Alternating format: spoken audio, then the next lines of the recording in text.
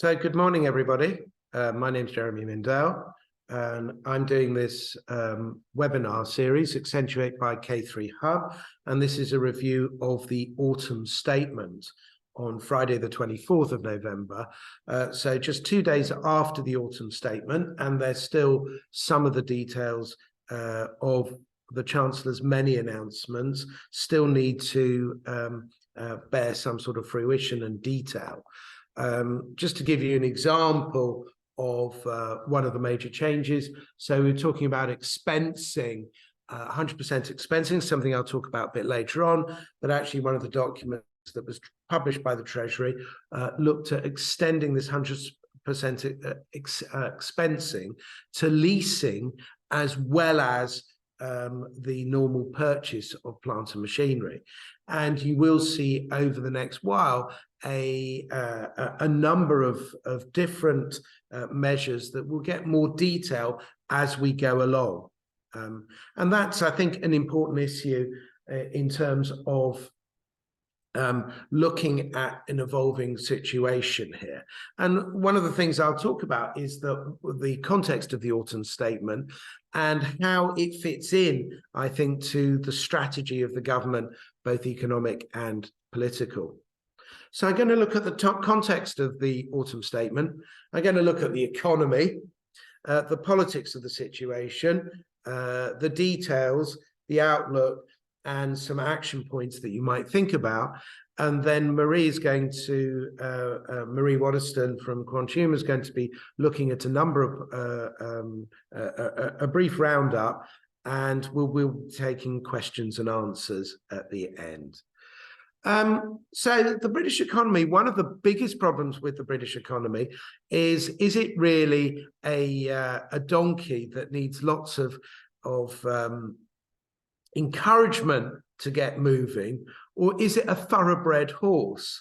And my problem is that I think it has some aspects of the thoroughbred. There are certain industries, high tech, life sciences, private equity, the city, Formula One, amongst other areas where the UK excels.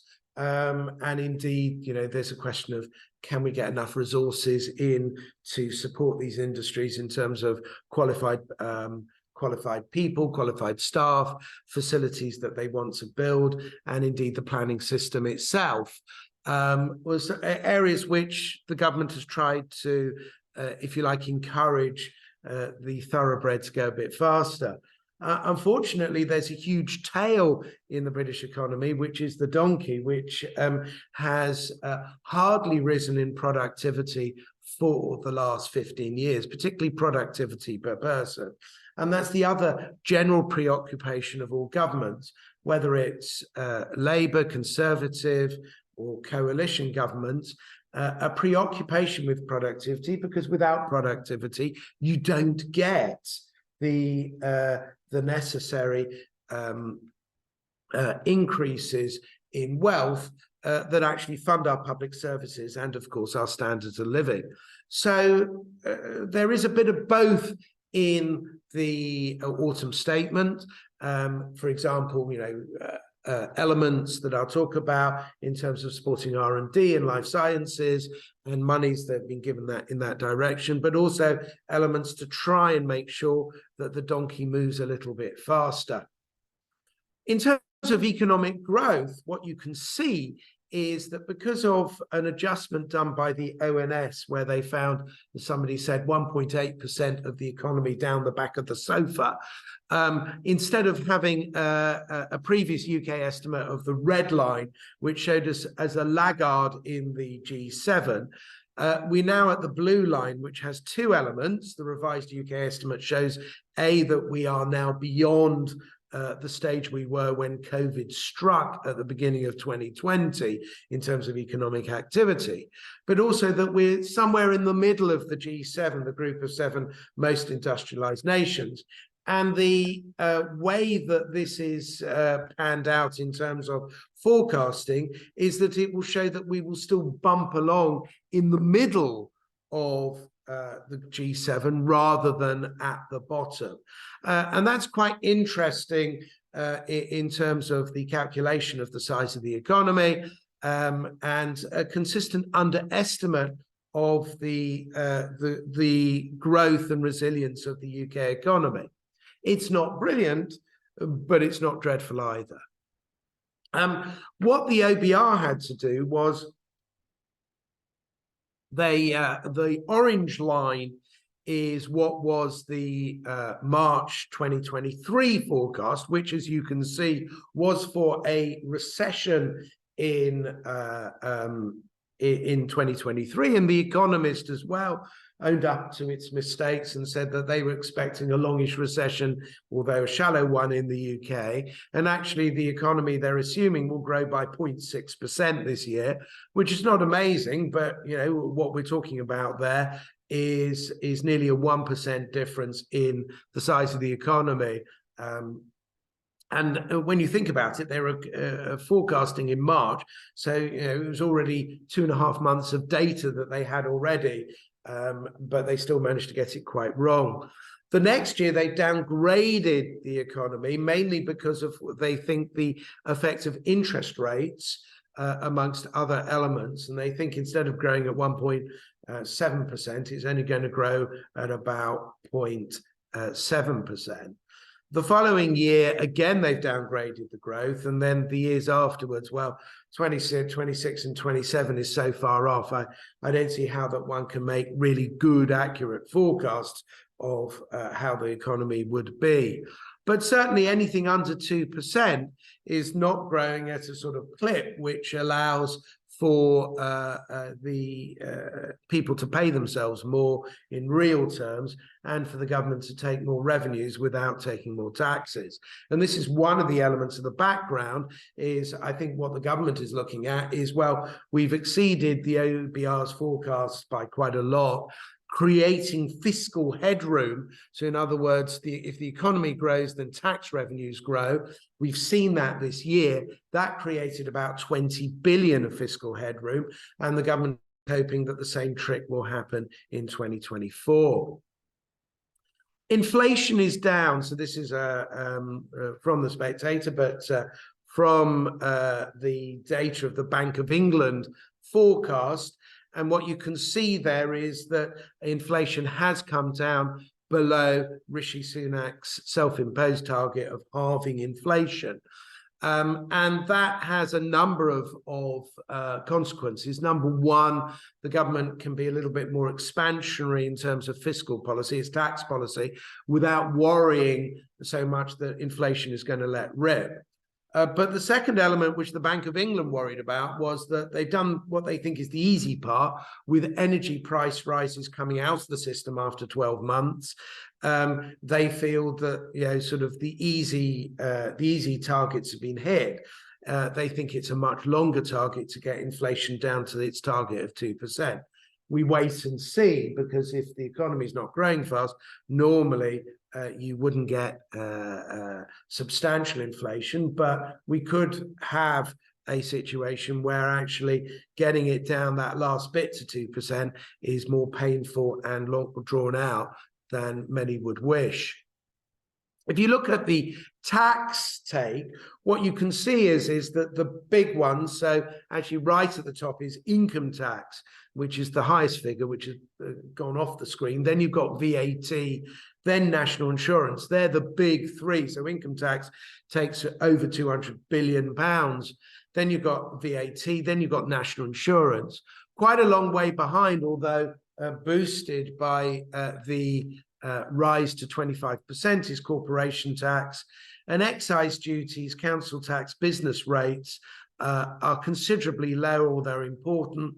You've got other taxes, 119 billion, and that includes, for example, inheritance tax, which comes in at about somewhere like £7 billion, and then other non-taxes, so fees and charges charged by the public sector. We now have a situation where it's projected for next year that taxes as a whole will be well over 1,000 billion. So what are we looking at there? You know, $1 trillion in taxes for the first time. And what we've seen is taxes have risen substantially. partly affected by something I'll call fiscal drag, where inflation forces people to pay more taxes if the thresholds are not raised. As I said, taxes are still forecast to reach a post-war high as a proportion of the economy. And you can see the orange line. So the effect of the reductions in national insurance contributions and indeed the permanent expensing for corporate taxes still means that taxes are going up as a share of the economy. The fact is they're just not going up as fast. And as I said, if you draw a line to when they were last this high, they were not as high as this since Clement Attlee was in office in 1948. So that's it gives you what I consider a pretty good view about the level of taxation as a share of the economy. Now, some people say, well, that's the only figure that counts. That makes the UK a high tax economy. But what I would say is that it is still important to understand the basis on which taxes are raised, because you can raise taxes which are extremely damaging, in my view, high marginal rates of tax, which deter people from working, for example, or you can raise taxes by bringing into tax things that either have been undertaxed or not taxed at all. So a good example would be that before 2015, non-residents were generally not taxed on gains that they made in terms of UK residential property. This really didn't make much sense at all. The UK property market didn't need any boosting, didn't need any further investment in terms of people making money, investing money into it, speculating on, large properties in Mayfair. So that's an example of widening the tax base, and this was widened further in 2019, making non-residents, for example, subject to capital gains tax on commercial property. And those are two examples of this. Another example of widening the base is actually very interestingly, only on Tuesday, the OECD, the Organization of Economic Cooperation and Development, published figures that showed that they felt that the effect of the reforms, Pillar 1 and 2, particularly the global minimum tax rate of 15%, that's due to come in at the end of December next year, could target as much as 2 trillion in worldwide taxes, of which the UK's share would be about over £2 billion. So the effect of, if you like, tightening the regime, making companies pay at least 15% on the profits that they make offshore, could, again, it's another example where you can get extra taxes without necessarily either damaging the economy or increasing marginal rates of tax. And Pillar 2 is going to be a major issue. 138 countries have signed up to the inclusive framework, and you're going to see this 15% global minimum tax taking shape and becoming reality over the next year. It's already been enacted in Finance Act 2023, and you're seeing lots of other countries, and not just the UK, following suit.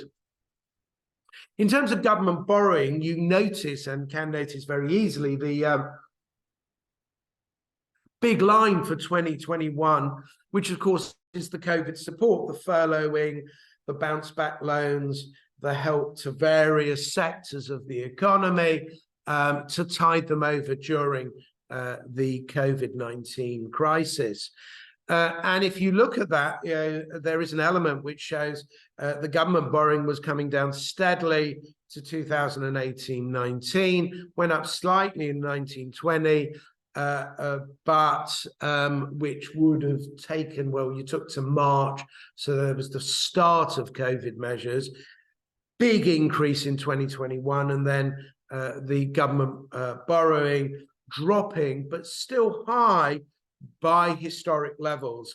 And the other element that you might want to think about there is most economists would say that government borrowing to invest. So as long as government borrowing is about the same as investment in assets for the country, whether they're railways, schools, hospitals, in terms of the physical aspects and investment, that's fine.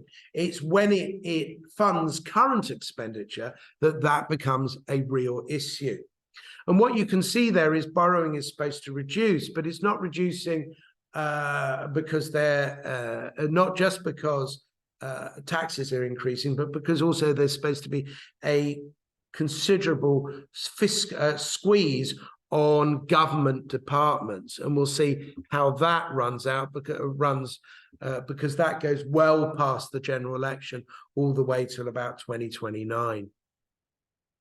In terms of payrolled employees, you've seen the economy recovering in terms of, there you see the dip, number of payrolled employees at 29 million, and then moving up towards 31 million. So a large number of people in employment. And although in terms of the percentage of the population, with a growing population, this is still as a percentage of the population, it's not, I think, quite reached pre-COVID levels. In terms of actual numbers of employees, it's now well surpassed pre-COVID levels. And of course, that doesn't take into account, that's just payrolled employees. It doesn't take into account the self-employed. In terms of regional variations, growth in payrolled employees, what's quite interesting there is that you've got the normal, if you like, hotspots of the southeast of England, although not necessarily all parts of London have seen employment growth. You've got the rest of the country with small employment growth, and hotspots in parts of Wales and Northern Ireland, rather bucking the normal trend, and in the southwest of England. So growth in employment has been spread across parts of the country, but there are other parts which look stubbornly low growth areas.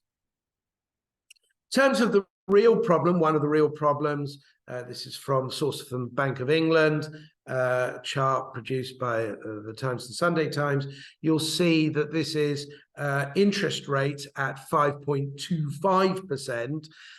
We're talking about mini steps that have taken place. So the Bank of England Monetary Policy Committee didn't have to do a great deal, certainly from about 2010 to 2016. It reduced rates in the wake of the Brexit referendum.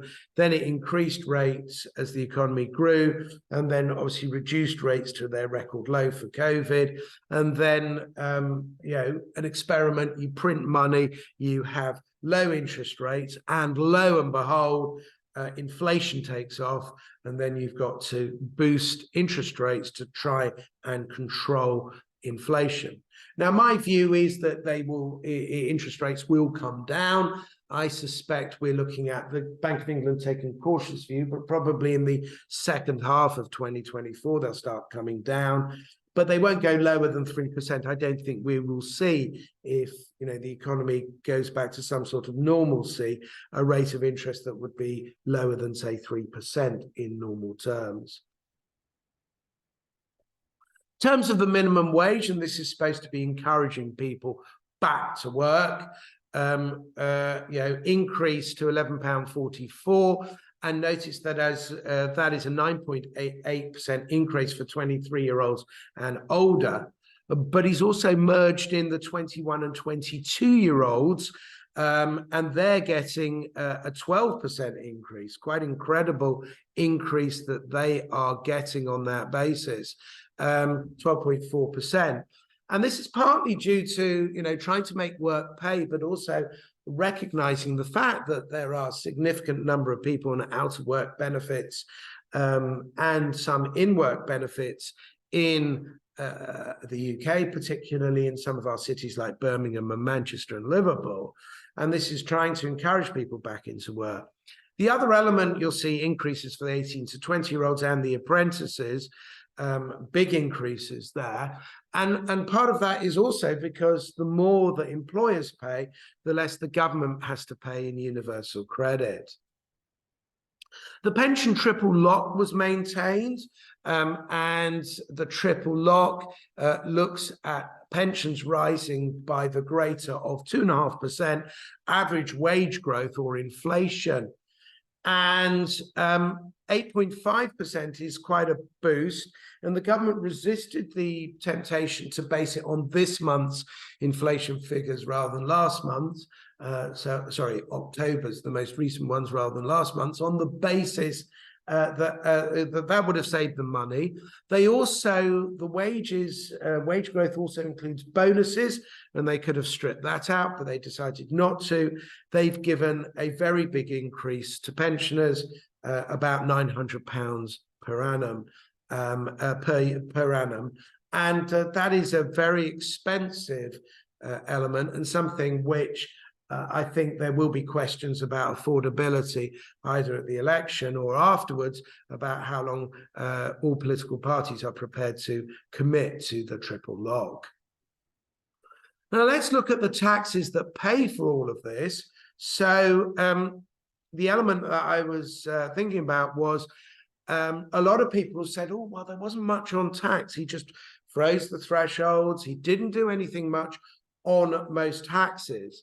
And my point was that maybe that will come in the spring budget. Why give all the good news, if you like, in one statement? Why not spread it out and do it in the budget? This was not called the autumn budget. This was called the autumn statement. And I think there was a reason for that. There will be a number of fiscal measures which I think will take place in the spring. And in terms of the timing of the autumn statement, it's quite interesting because Jeremy Hunt played the long game on that basis and waited, and at the last minute, more favourable figures came out in terms of the fiscal position, which allowed him to cut taxes, because certainly the changes to national insurance had not been floated in advance. And you do get the feeling that this was very much, suddenly there's some fiscal room, let's spend it. So, reductions in national insurance contributions for employees, the 12% rate is to be reduced to 10% with effect from the unexpectedly early dated 6th of January 2024. Now, the interesting element there is you've now seen 2 cuts in national insurance for employees.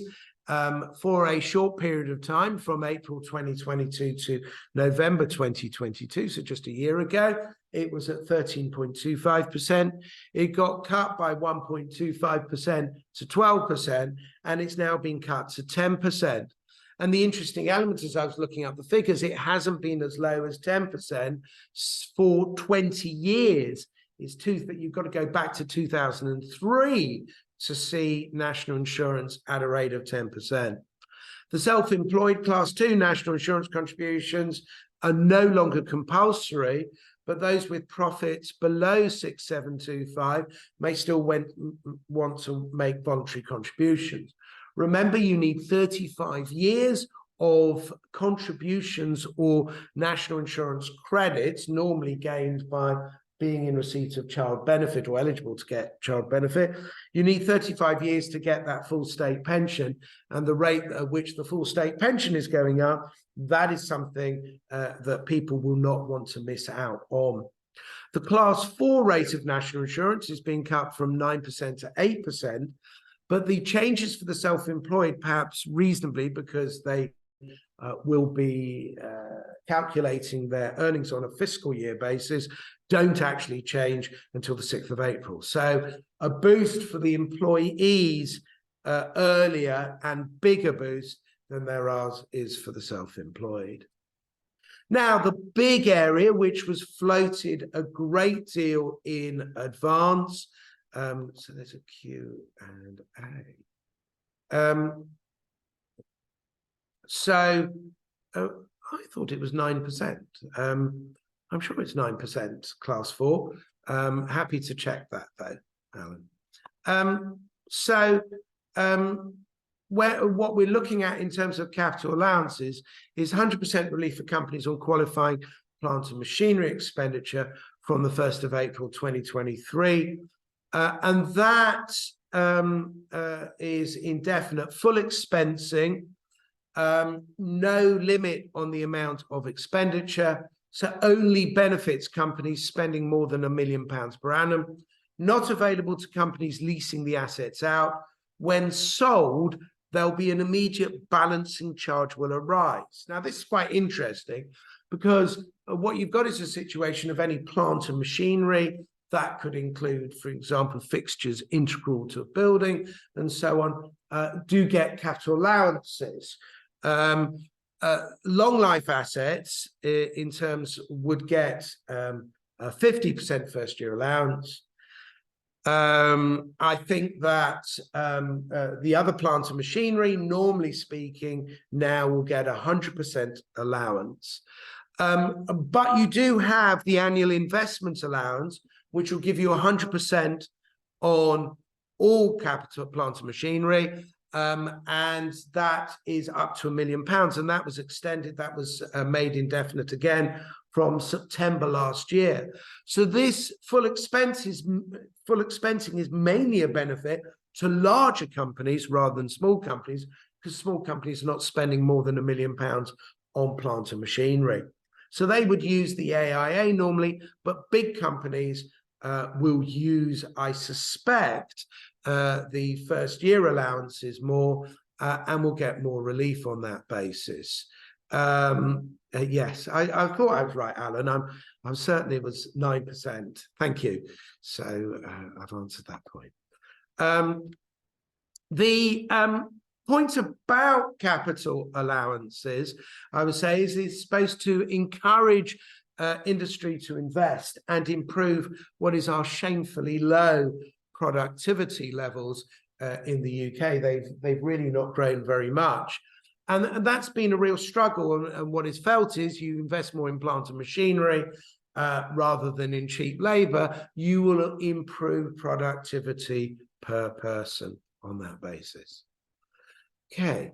As I say, smaller companies still going to use the AIA because they can use that on special rate expenditure and they avoid the balancing charge. But for larger companies with big plans for plant and machinery, this is very useful. As I say, under the scheme, companies will be able to claim 100% first-year capital allowances on normal plant and machinery, and companies investing in special rate items, including long life assets, will benefit from a 50% first-year allowance during this period. And expenditure on plant and machinery for leasing is excluded from first-year capital allowances, but the government intends to work with industry to identify possible policy solutions. I did think that had been kicked into the long grass, but a paper shows that they are looking to extend it to leasing very shortly.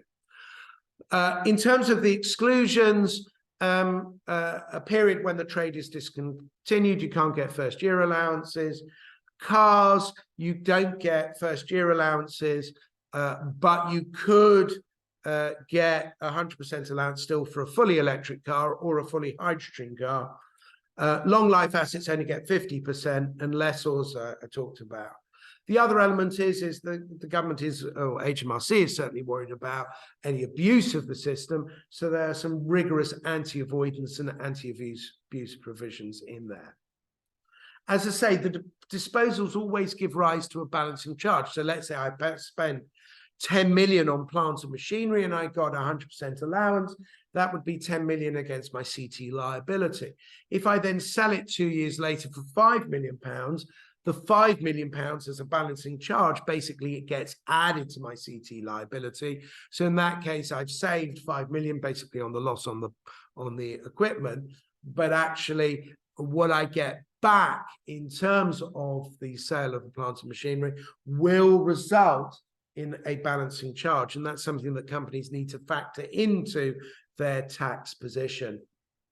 As I say, the annual investment allowance is better because it's 100% allowance against long life assets, no automatic balancing charge on disposals.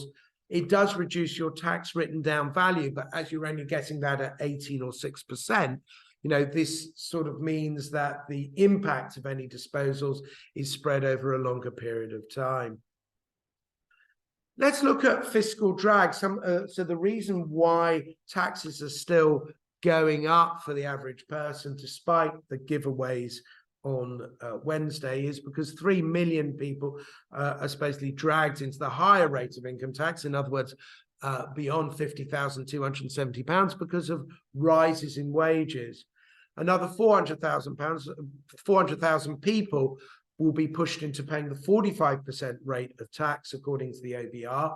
Remember that the threshold for the 45% rate came down from 150,000 down to 125,140 pounds last year, and that is where it will remain at the moment. And the other element is that a further 4 million people on relatively low incomes will be captured by the tax system for the first time. The total number of income taxpayers will increase to almost 40 million people, with a population that's about, 68 million or so, with almost 10 million of them paying the higher and top rates of tax. And that's a record number of percentage of people paying at those levels. Other elements, research and development. So we're looking there. The Chancellor announced that cuts in the level of relief under the SME scheme would be partially reversed for R&D intensive SMEs. To get into this elite club, it was proposed that at least 40% of the expenditure eligible for CT relief would have had to be paid on qualifying R&D. At the autumn statement, this threshold, it was announced for next year, this threshold would drop to 30%. And that's likely to benefit about 25,000 companies. But also you can get a year of grace. So let's say you'll hit the 30% level of expenditure, then you drop slightly the following year, you get a year of grace, and then you need to be back into 30% expenditure to get the enhanced R&D credit. There'll also be a merger of the research and development expenditure credit and the SME schemes. For accounting periods beginning from the 1st of April 2024, there'll be a single research and development expenditure credit scheme with a 20% tax credit. You book that as pre-tax income with a corresponding receivable amount. So you're actually taxed to CT on the credit, but then you get a pound for pound deduction against your corporate tax liability. So let's say you spent £100,000 on research and development, you get the £100,000 revenue deduction, and then from that, 20,000 would be a credit. You pay CT on that credit of 25%, so that's £5,000, but you get a £20,000 reduction in your CT liability, giving you an additional net benefit of £15,000. And obviously, the more you spend, the higher the credit will be. The other element is the notional rate for loss-making companies will be 19%, not the current rate of 25%. So again, giving them some advantage there. As I said, with R&D intensive companies, you're looking at a 30% threshold to get the 14.5% cashing in of losses, rather than the normal 10% there is now. But the qualifying R&D expenditure must currently be 40% of PLN expenses plus capitalized R&D costs claims as a revenue deduction, minus expenses disallowed for CT purposes. So you need to do the calculation. If it comes higher than 40% for this year, you can claim a cash back at 14.5%. For next year, that threshold will drop to 30%. Because of some of the alleged abuse in terms of the R&D system, you will no longer be able to nominate third parties to receive the R&D payable tax credits. It'll have to go, so it doesn't go to people, they make a large claim, they claim the money, and then HMRC investigates the company, and the agent has long disappeared. It has to now, the tax repayment has to go to the company, so at least it gets it in the first place. Audio-visual reliefs confirms the conversion of film TV reliefs to an expenditure credit. There'll be a new audio-visual expenditure credit merging film and TV reliefs and a new video games expenditure credit. And what you can see is the rate there, 39% for animation and children's TV, 34% for films, and high-end TV and video games. And again, the conversion to the expenditure credit is all to do with Pillar 1, because if under the old deduction system, you had a very low rate of if you had a low rate of corporation tax, you could be caught by this new minimum 15% CT rate. So the expenditure credit regime is a way of getting around that. A number of green measures, so significant amounts. As I say, this is the sort of helping the thoroughbred, so the automotive sector, aerospace industries, green industries, in terms of carbon capture and storage, and life sciences. And this is where the government is trying to back winners with additional support. Other elements, so the Enterprise Investment Scheme and Venture Capital Trusts. So the government will introduce legislation in the Autumn Finance Bill to extend the existing sunset clauses from 6th of April 2025 to 6th of April 2035. These schemes were regulated under EU law, and the exemptions for them were very much limited by the state aid rules within the EU. And one of them was that the reliefs had to be kept under constant review, and there were sunset clauses. Now they're extending it, so you're going to have at least 12 more years of Enterprise Investment Scheme and VCT schemes. Business rates being frozen for the smallest businesses, and 75% discount on business rates up to 110,000. Again, what we're looking at there is very much the hospitality business and pubs and small shops benefiting from that for another year. Free port and investment zones, so the extension of the benefits on free ports and investment zones for instead of being 5 years, is going to be 10 years. And a further 4 investment zones have been created and were listed on Wednesday. Climate change levy, the freeze on current rates and the reductions due in April 2025 were confirmed. And a new 6-year climate change agreement scheme will run from 2025 to 2030 on that basis. Now, let's briefly look at personal taxes. And as I said, there was very little that went on in terms of personal taxes. No automatic requirement to file a return is now, there used to be an automatic, or is an automatic requirement to file a return if your income was above £150,000, which was the old additional rate tax threshold.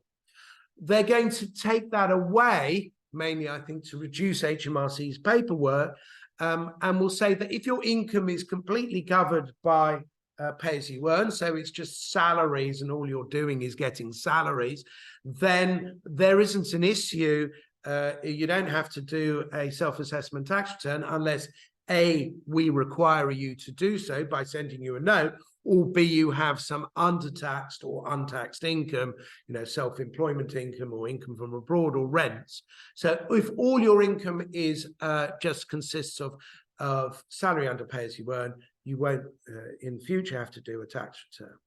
And then they're looking at cash accounting being possible for all sole traders rather than just at the up to 150K of turnover.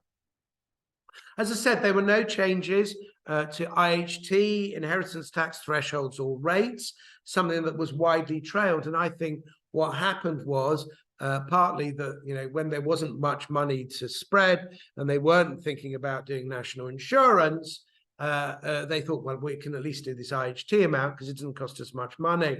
When they decided to spread the cash with national insurance, they decided, I think, to keep the other measures potentially for later on.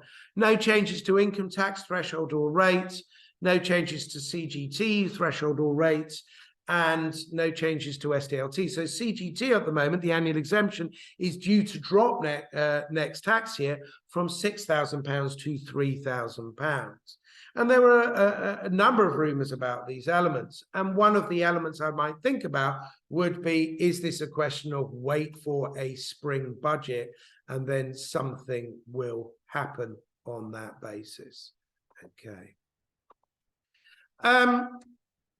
In terms of IHT, that might be an obvious thing to cut. If you look, interestingly enough, Labour voters are less well disposed towards IHT than even Conservative voters are. And the only voters who are generally well disposed towards IHT are Liberal Democrats, mainly because the Liberals invented estate duty, the forerunner of IHT, back in the 1890s. That's my belief anyway. But a cut in IHT would be quite popular and something that they might consider in the spring budget. Will people leave if taxes go up? Well, not necessarily, even in terms of private equity. It's interesting to know. Guy Hans mentioned this, the private equity deal maker who left the UK more than a decade ago to move to low-tax Guernsey, says he now deeply regrets the move because it was a disaster for his business. And he re-emphasized, if emphasis was needed, the importance of face-to-face contact. A very interesting interview with Guy Hans. I'll briefly look at the politics of this. So if I look at COVID, I think, and the slide that I showed you where public borrowing goes way out of control, I think we're still suffering to a certain extent from recovery from COVID, or what I might call a COVID derangement syndrome, in that it disrupted not only society, family relationships, huge disruption to the economy from which the UK is only slowly recovering. And I think that most of the measures taken recently have been, how do we get the economy back on track? It was doing better before COVID. Public finances, numbers of people in out-of-work benefits was much less. In terms of the pressure on the public services, it was less. And of course, you know, the conflict in Ukraine and the Middle East don't help with these matters. But I think if we look at the statistics in the next few years, we're going to see that COVID had an almighty impact, negative impact on the economy, from which we are still struggling to recover. In terms of whether this will lead to a change of government, I think obviously in terms of what might happen next year and then the effect on tax policy, obviously Keir Starmer has the advantage of promising change. And after 13 years of Conservative government, this may seem a very popular and a powerful slogan to some people. I think one of his other big strengths is that because he's been very cautious in outlining policies, that it's very much a blank canvas. Very few policies have been announced, so people can project their ideas of what a policy should be, and they won't find that Labour has necessarily ruled it out. They put forward very few policies, so there's very little that people can object to in terms of the policies, because frankly, on various occasions, they've just said, I wouldn't be in the position that the government are in, but I won't necessarily reverse what they do. Give, for an example, the licenses for oil and gas, new fields like the Cambo field. Labour have said they wouldn't do that, but they wouldn't reverse the policy. So to a certain extent, you're looking in a mirror and projecting what you want. And that's a very powerful tool for Labour. And there's also a fair amount of political skill. He came back from the Hartlepool 2021 by-election loss, nearly lost the West Yorkshire by-election, where I think he was saved by the fact that Matt Hancock was caught in a compromising position with some lady who wasn't his wife, and that probably gave him the few hundred extra votes, which might have been a real problem if he'd lost that by-election as well. There was the issue, for example, about allegedly drinking in Sunderland, but the police took no action. And of course, the most recent issue where a quarter of his MPs have not towed the party line on the Gaza conflict. So it's not as though he hasn't overcome issues and has shown some political skill on that basis. But I think one of the elements that is obviously very much in his favour is he's sitting pretty with a very high opinion poll lead that has been around for now well over 16, 17 months and hasn't reduced at this point. In terms of Rishi Sunak, I mean, he obviously looking to the autumn statement and the economy, one of the big lines for Labour would be, do you feel better off? And most people have not felt better off because of the squeeze on living standards.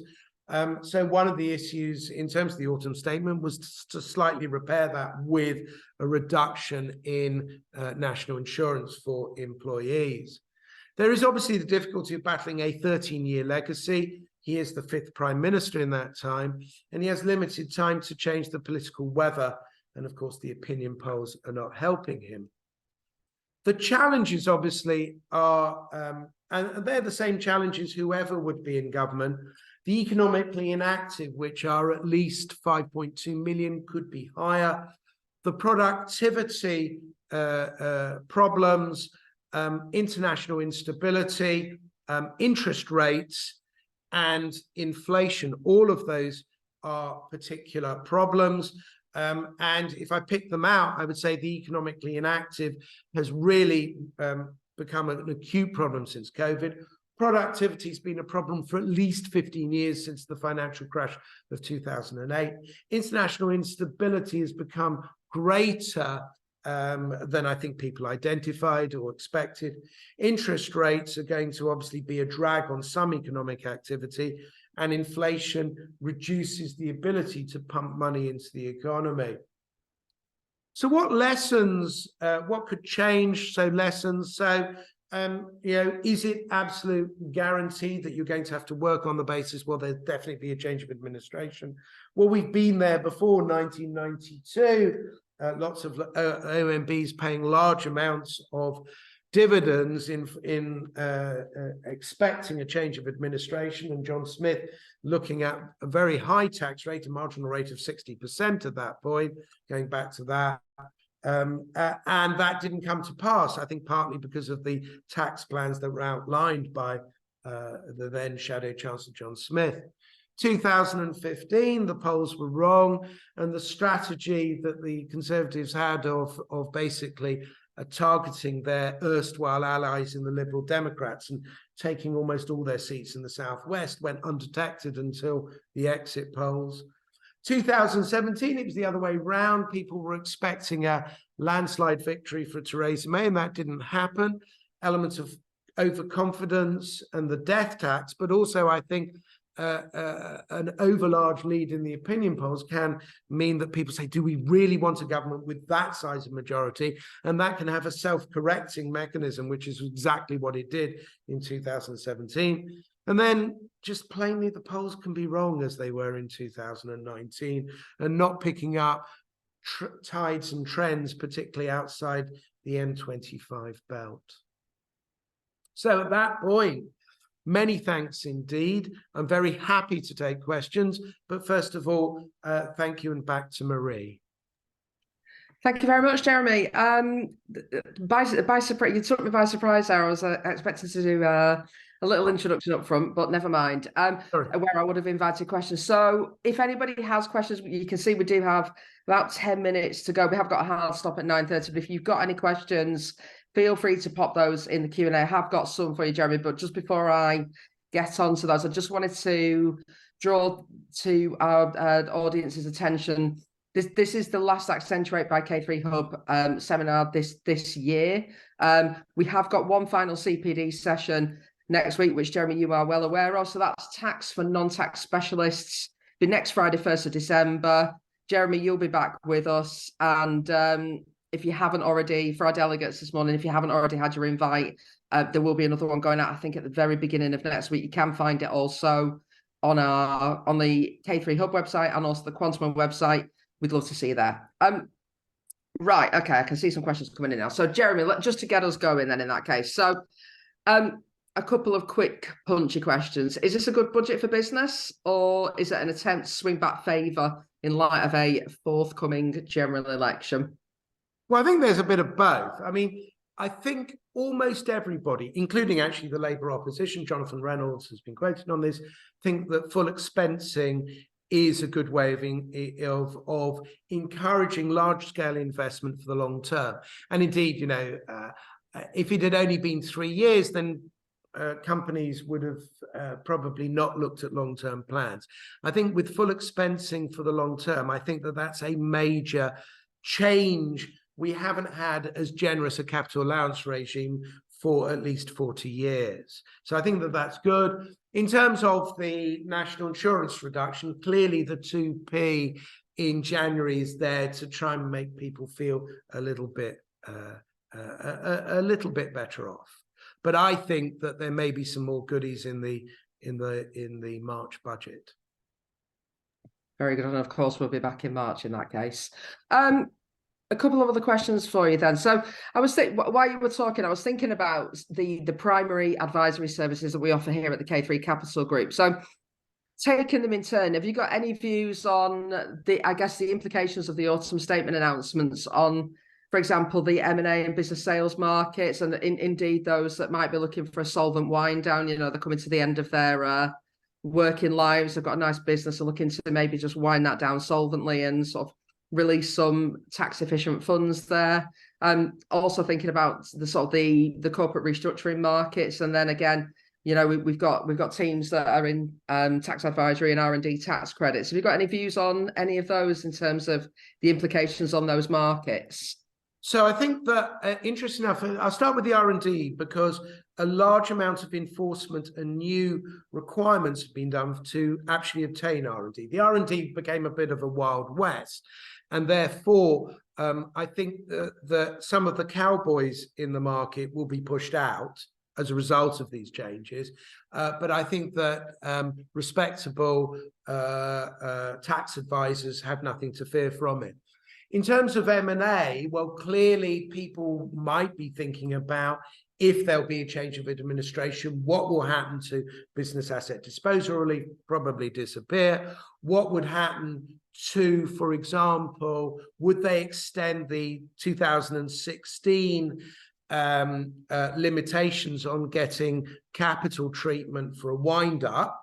Remember, if you don't set up another business for 2 years in the same field, you can take the money out as capital, which, of course, with a 20% rate, 10% with BADR for the first million, then 20% thereafter, is still much more attractive than dividends. So you do think to yourself that a number of companies may think, well, maybe I'm going to do this before any potential autumn general election. So I would say that there might be a tick up in activity there. Lovely. Any thoughts on the restructuring markets corporate restructuring markets, at least, before I move on to my next question? I think that corporate restructuring, clearly there's going to be issues because of the increase in interest rates and the squeeze on companies, and also cash may be, you know, you've seen a big reduction in the money supply, and I think that may well affect the restructuring market in that basis. Yeah, that's certainly our experience here. Okay, so we're obviously joined today by a large number of professional advisors. So moving on to them in that case. So, and particularly their clients, threats and opportunities arising from the autumn statement for them? I think opportunities, obviously the expensing is a major opportunity, particularly for larger clients. I think that if they have international operations and they're, say, advising a large client, or even they're just advising the UK is a small part of a very big combination, I would be looking at the 15% minimum corporation tax rate coming in and how that's going to be administered in the other countries that they're operating in. Because what this will mean, even if I was only responsible for the UK part of a big organization, is I need to know about what are their transactions with other parts of the group? What are their counterparties doing, and how are they affected by that? So that's a particularly big issue.